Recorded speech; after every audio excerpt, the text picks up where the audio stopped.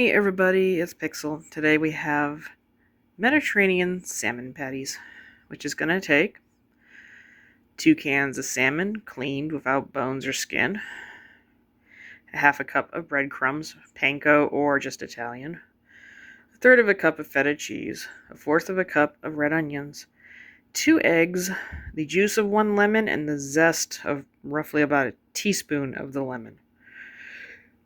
We need 2 cloves of garlic and a tablespoon each of dill and fresh parsley. And another teaspoon of oregano with salt and pepper to taste. Well, this should be fun. So you know the drill. Let's go. Well, I took the time to wilt up my spinach in a pan for about 2 minutes. Don't have to worry about it being super watery, but if it does accumulate some water, go ahead and drain that out. The assembly is simple. We'll take our dill and parsley, my breadcrumbs, lemon juice, 2 eggs, feta cheese, lemon zest, garlic, and the red onions. This will just be stirred together very well until all the ingredients are thoroughly incorporated into each other. Okay, I have formed some decently medium thick patties, and the last thing left to do is fry them up. That'll probably be a good 3 to 5 minutes on each side, depending on how brown you want them, because really almost everything is cooked in our patties except for the eggs.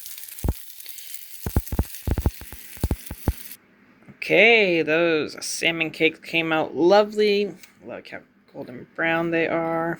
Now it's time to dig in and taste one. Got a little bit of tzatziki sauce, as suggested. Of course, I'll try it plain first and then with some of our sauce. Well, this is a nice little change up to normal salmon patties. I am going to say the onion and the dill come through very high. So if you're not into dill that much, maybe take it out or lessen it in the amount.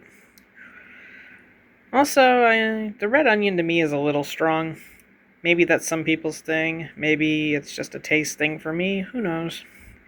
Could probably always cut that back a little or put white onion. Or, shallot, something else that you would prefer, maybe.